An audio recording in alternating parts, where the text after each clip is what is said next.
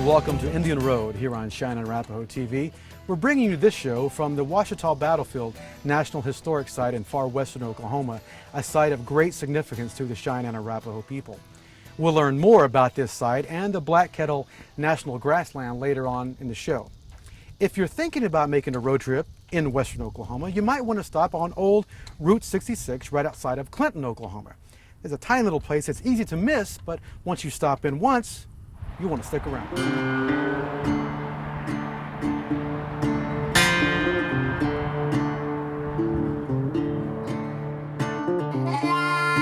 Well, this store started at Colony, Oklahoma in 1892. It was started by the Dutch Reformed Church out of New York. Mohawk Lodge was moved to Clinton, Oklahoma in 1940 to where it now sits on old Route 66. It's only had 4 owners in its 100-plus year history: the Dutch Reformed Church, N.B. Moore, Nellie Stevens, and its current owner, Pat Henry, who is Stevens' daughter. The lodge was originally created to promote trade between the tribes and buyers from the East Coast. These days, Mohawk's clientele is very much local. Well, we sell baskets and blankets and beads and needles. We sell all kinds of fringe. We sell material for the shawls. But it's more than a store. Take one look around and you realize these shelves hold over 100 years of Oklahoma history. Pat can tell you a little something about almost every treasure here. This is a cradle board, and it's a Cheyenne cradle board made in 1892. That is beautiful. And this one here that's Kiowa. There's one of your peace medals that they gave to the chief on that breastplate there. I've added her, and I've added this little, it's a little change purse or strike-alike or what you want to call it right here. But that's it, huh? That's it. All the rest of this stuff my mother had. This cradle board was made for me, and it's made off of my '39 catalog. It was Napoleon Bonaparte Moore who began to really develop the lodge's collection around 1950. But when he sold the lodge, he also sold that collection to another collector from California. Mr. Moore would not take a check. He had to have cash, and he brought cash with him. And they had a U-Haul truck, and they loaded up all of his Indian stuff, and it went to California.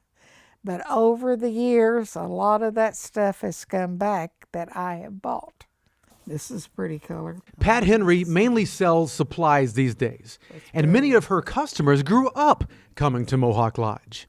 My grandma used to come over here and buy beads and all her stuff, and when I got old enough, she started teaching me how to bead and all that, so ever since then I've been coming here. And so, has this picture always been here, so as long as you remember? Or? It wasn't always here, and then her mother had put it up one day, and we came in here, and she told us that she had our grandfather's picture up, hanging up there, so she said it's been there, and she said that there was a couple of people that had come in and tried to buy it, but she said it was priceless, that she wasn't going to sell it. It feels good to see my grandfather's picture hanging up there. Victor Orange remembers coming to the lodge as a kid with his mother, but he didn't always come inside. No, she wouldn't hardly let us come in here because we touched stuff and. Afraid you're going to break something, huh? Yeah, so we'd play around outside and on a porch. I like it. I like all this stuff. It's like a little museum, really. I like all the pictures. I've never seen that many moccasins before in my life. They're all for sale. They're for sale. Yeah, they're nice.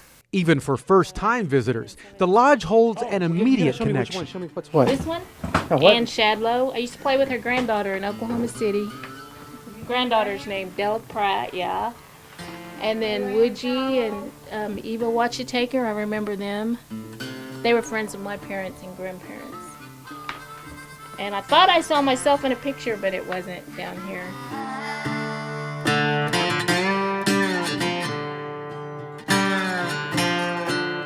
I've always loved history. History is my passion. I always wanted to be a history teacher. And I would have been one, but I got married and I didn't go off to college like I'd intended. There are no books required, no pencils, and no paper.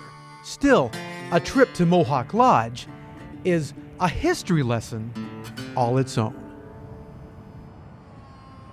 Mohawk Lodge is a great place to visit any season. And since this is football season, let me tell you about a great magazine that deals with OU football.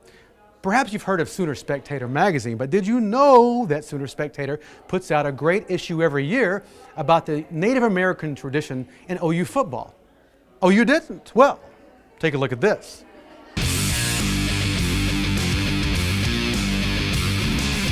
Oklahomans love their football, and the ones who wear crimson and cream just can't get enough, it seems. Sooner Spectator magazine feeds those frenzied fans with a steady diet of info about the OU sporting world. Yeah, it doesn't get much more fanatical than OU football. I mean, there's a large fan base there, and for the most part, they are very loyal and passionate about the Sooners. But the OU football program has a history that not every Sooner fan may know. Well, everybody looks back at the 50s as being like the color barrier when Prentice Gott came in, was the first African-American player. And I don't think they realize that Oklahoma, with its history of Native Americans and the heritage that's there, I don't think they didn't give the thought to how there were so many Native Americans that actually were admitted into the university and actually became a part of the fabric of the athletic department, and especially OU football, going all the way back to 1905. That was when a young Chickasaw named Key Wolf became the very first Native football player at OU. Born in 1886, he was actually named Grover Cleveland Wolf after the 22nd president of the United States. He was a pioneer, not for the fact just because he was playing athletics at OU, but because he was a student there. I mean, they weren't like, necessarily welcoming natives with open arms at the University of Oklahoma in 1905. I mean, it was because that was the times. Despite never having played football before he enrolled, Wolf started all but one of his games during his OU career. He played on both sides of the ball and had many scoring opportunities. The university president even wrote a poem about him titled "When Key Wolf Gets the Ball." While in school, he was president of his junior class, manager of the college annual, president of the athletic council, and secretary of the Senior Literacy Society. Wolf went on to become a beloved high school football coach, a principal, and superintendent.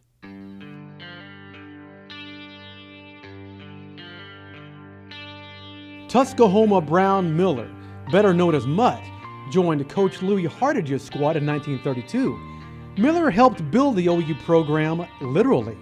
He actually helped build this Memorial Stadium. He was, in the summers when he was trying to pay for his school, he worked on the construction crews that helped renovate and further build Memorial Stadium. A knee injury during his junior season ended his playing career, but Miller helped his team compile an 8-6-1 record against Big Six opponents those years.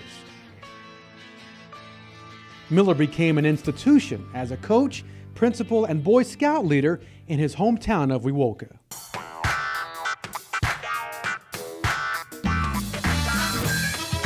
The 1970s for OU brought 2 national championships and Sammy Jack Clappin. Sammy Jack played his high school ball in Stillwell and was recruited by legendary coach Barry Switzer. He blocked for Billy Sims and later on for quarterback Dan Fouts as a member of the San Diego Chargers. Sammy Jack was very much an advocate for Native American causes, young education of young people, and did a lot of work outside the time he wasn't playing, and came back and was an educator near Stillwell, which was his hometown. Like Wolf and Miller, Clappin dedicated his post-football life to education, serving as a teacher and a coach. I called people, I talked to teammates of the other natives that we knew of, and I think, such and such also was part, and it would name whatever tribe he might have been. And then I would look him up, and it was kind of a connect the dots after that. Once you kind of got going, it's there. It is kind of at your fingertips, but it's not it's not screaming out at you. I mean, basically you have to, if you're going to do a story like we've done, or do an issue like we've done in the last 2 Native American issues, you have to do some digging. You have to get in there and root around. You have to go through some archives, through maybe some yearbooks, and you look at faces, you look for names. It's part of OU's history that might be hard to find, but one that Upchurch is doing his best to keep on the front page. That it's important to tell because it hasn't been told before necessarily, and if it has, it's gotten kind of swept under, you know, a layer of dust or two. And I just think that it's important not only for natives to know it, but I think for Oklahoma and Oklahoma football fans. It's part of our state. It's part of who we are as a whole. It's part of our heritage.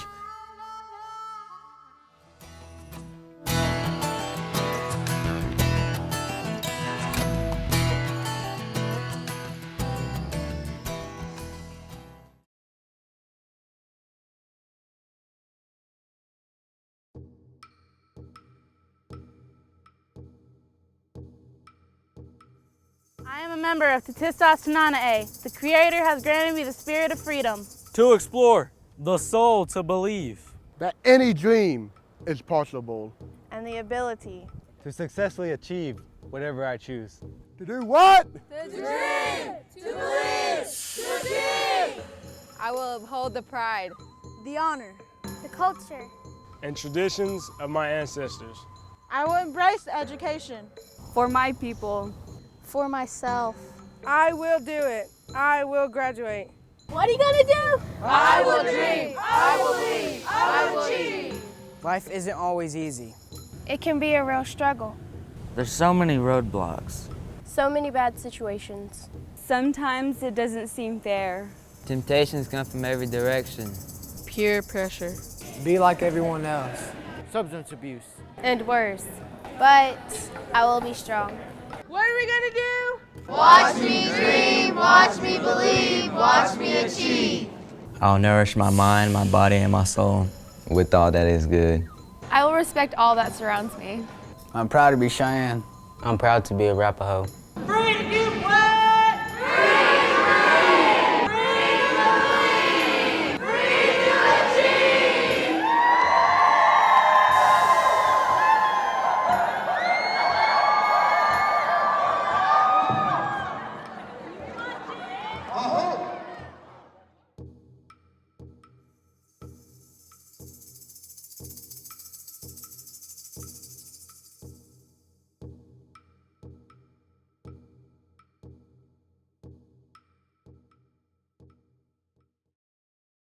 There is a lot of history to be learned and shared here at Ouachita. Some of the current history is displayed right here of the tribes. And the subject of our next piece is right here on the wall behind me. Dr. Henrietta Mann is a nationally famous educator and lecturer and president of the Cheyenne and Arapaho Tribal College. But it all started for her in a tiny town not far from here. When I think of where I have been and where I want to go, I cannot take and put who I am as a Cheyenne person on the shelf. It's always with me. My name in Cheyenne was at birth Nisa'ia, which means standing 20 woman. And when I graduated from college, Southwestern Oklahoma State University in 1954, my name was changed to Ho'oista'ona, which translates into the woman who comes to offer prayer or prayer woman. A name that Dr. Henrietta Mann carries proudly, whether she's speaking to an audience of international scholars or a group of Cheyenne and Arapaho youth. You have all the power there. Use it well. Dr. Mann, or Henry as she was known, spent her early days around Hammond, Oklahoma. There were 4 generations of us, I am told, that lived in this one 3-room dwelling. I can remember bits and pieces of living in that home, which was just as much filled with love as it was with people. And I remember the bed in the kitchen. And I believe that must have been where my great-grandmother, White Buffalo Woman, whose name is Homa'ewosta, shortened form, Homa'oesta, lived. So she was a survivor of Sand Creek in 1864 and a survivor of the battle along the Washita River or along the Lodgepole River 4 years later, and was among those taken captive eventually to Fort Supply and to Fort Hays. She was the family matriarch.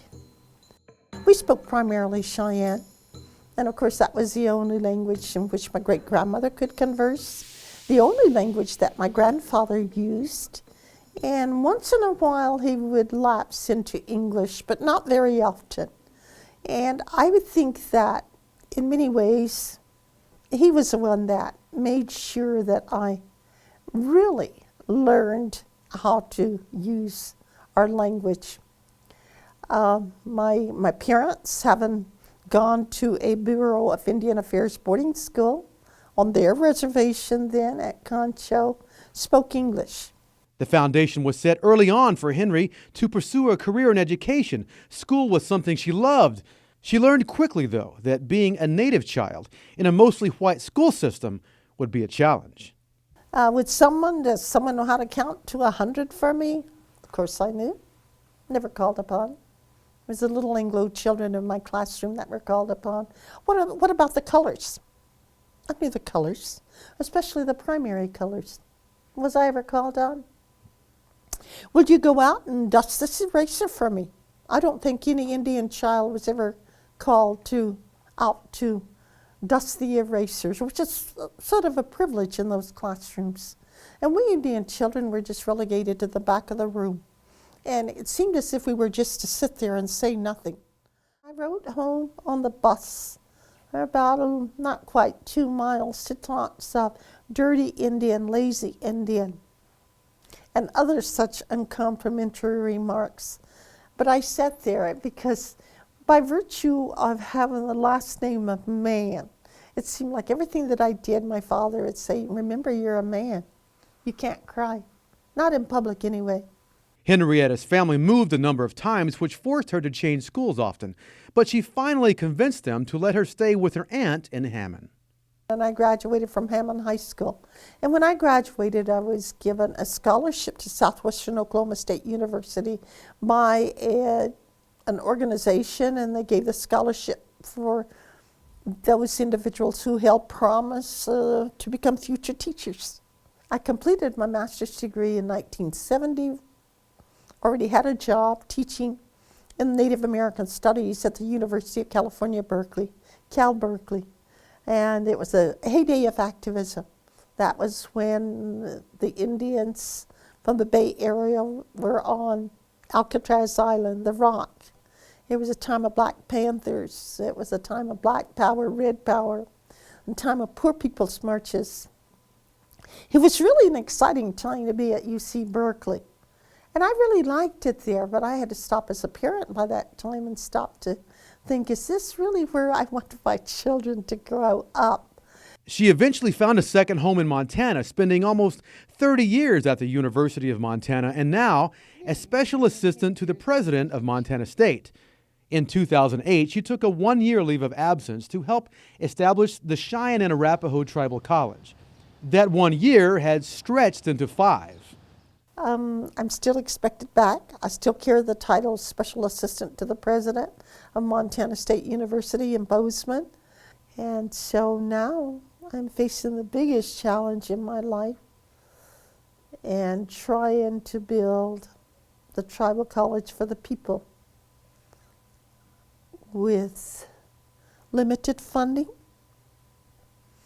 but recognizing my commitment to them and the fact that their children, and it may be those that have not even come to live on this earth, have a place where they can go and be educated about who they are and where we have been in history.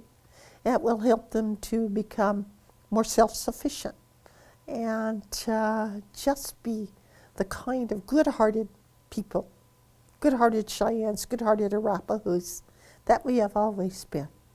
She knows it's an uphill climb, but Dr. Mann approaches this latest task with the same determination she had in the classroom at Hammond. I have a certain drive, but it's a drive not for me to achieve, but to, I guess, create a path, a road that others behind me can follow.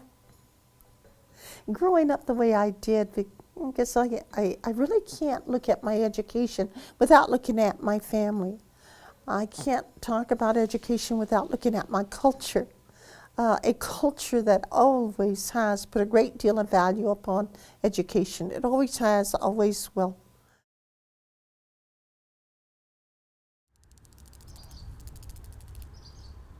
Within the 31,000 acres of the Black Kettle National Grassland sits Ouachita Battlefield National Historic Site. I think that one of the things that visitors appreciate is the fact that they can come in and learn about multicultural groups, because it was what was referred to as a clash of cultures. And there's the Cheyenne and Arapaho history here, along with the 7th U.S. Cavalry that was led by Colonel Custer.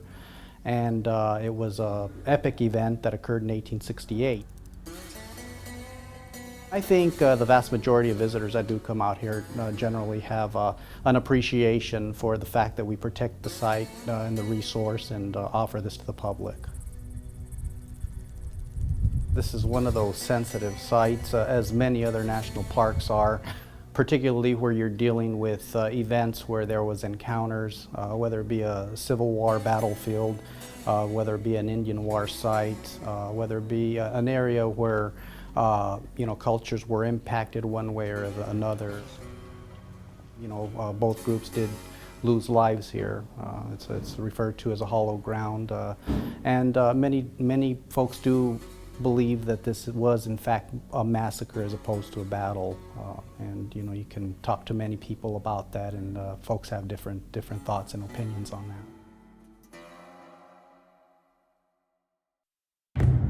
At the turn of the last century, Native people lived off the land. As times changed, our way of life of growing, gathering, and hunting traditional foods changed. Many of us became less physically active. Our communities had to rely on less healthy, processed foods. A serious disease, type 2 diabetes, emerged. Today, Native people are on the move to bring back traditional healthy foods and physical activity to help prevent type 2 diabetes. Be active, eat healthy, make wise choices. I know we have the power. Our people and cultures hold the answers. We will return to our life in balance.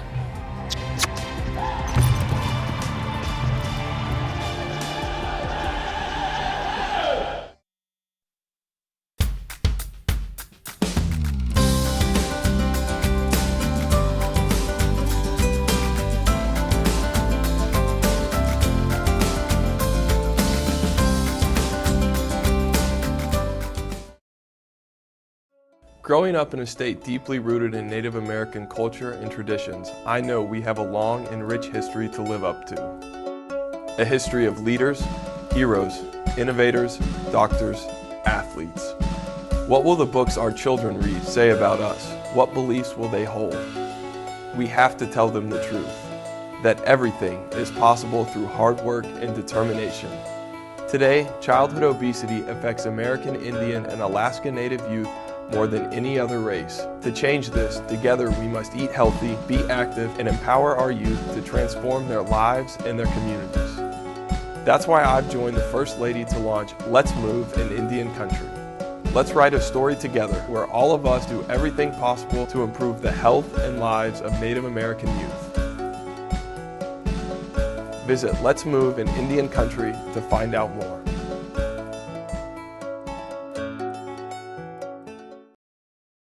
There are many powwows and great Native events that happen all across Indian country. Here in Oklahoma, one of the largest is Red Earth. Maybe you've been to the parade or the dance competition itself, But there's another facet of Red Earth that's been around just as long, and it just got a facelift in downtown Oklahoma City.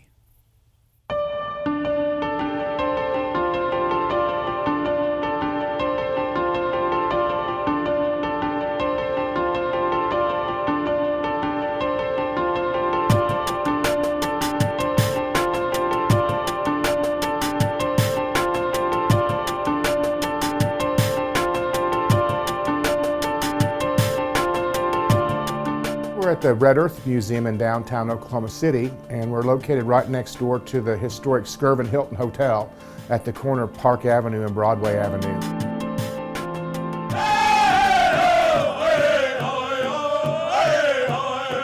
Most Oklahomans are familiar with the Red Earth Festival. It's one of the state's most visible and widely attended Native American events. You know, the 39 tribes that call Oklahoma home, no other state can claim that. So they can't claim the rich cultural history that we have here. But just a couple blocks away from the Cox Convention Center sits the Red Earth Gallery and Museum. A little quieter perhaps, but just as colorful. We're small, but we have a great permanent collection, and we're constantly changing that and showcasing different artists. So every time you come here, we hope you see something new. The Red Earth Museum grew out of a merge between the Red Earth Organization and the Center for the American Indian. The center ran the museum at the old Omniplex in Oklahoma City, but Red Earth had better name recognition. So the two combined in 1993 to become one entity with the goal of promoting Native American arts and culture. The museum moved to downtown Oklahoma City in 2010. When we relocated downtown, we kind of were able to do a lot of things that we never did before, and so now we work with local artists in the state, a lot of Cheyenne Arapaho artists, to provide them an outlet to sell their artwork in our museum gallery. We get a lot of people from both the East Coast and the West Coast, a lot of Boston and New York City and Philadelphia. We get a lot of people from foreign countries even. We get a lot of Europeans. We have Australians that come in here. We've even had people come from as far away as mainland China. But it amazes us because we were never that aware of the people from other places that are in Oklahoma City on a daily basis. The Red Earth Gallery and Museum also houses the Dupree Cradleboard Collection, one of the largest in the country. Harry Dupree, a longtime Oklahoma City civic leader and obstetrician, acquired over 40 cradleboards in his career and donated his collection to Red Earth in 1987. Things are happening on the outside of the museum as well. These construction materials will soon help transform the entire front of the building. The exterior of our building is receiving a multi-million-dollar renovation. We're located in the Santa Fe parking garage. So we're the retail level on the ground floor next to everything downtown. And they're making our building beautiful. It was built in the 70s. It hasn't had a major facelift since then. So we're real excited about that. We have a long-term lease. We plan on being downtown Oklahoma City for a long time, and you know, we want to just be a stable organization that provides an outlet for Indian artists and also shares the cultures with the people who come to visit us. We hope you've enjoyed this episode of Indian Road here from the Ouachita Battlefield National Historic Site. If you have any story ideas or suggestions, please feel free to contact us at the address below. And as always, ha ho! Thanks for joining us. We'll see you next time on Indian Road.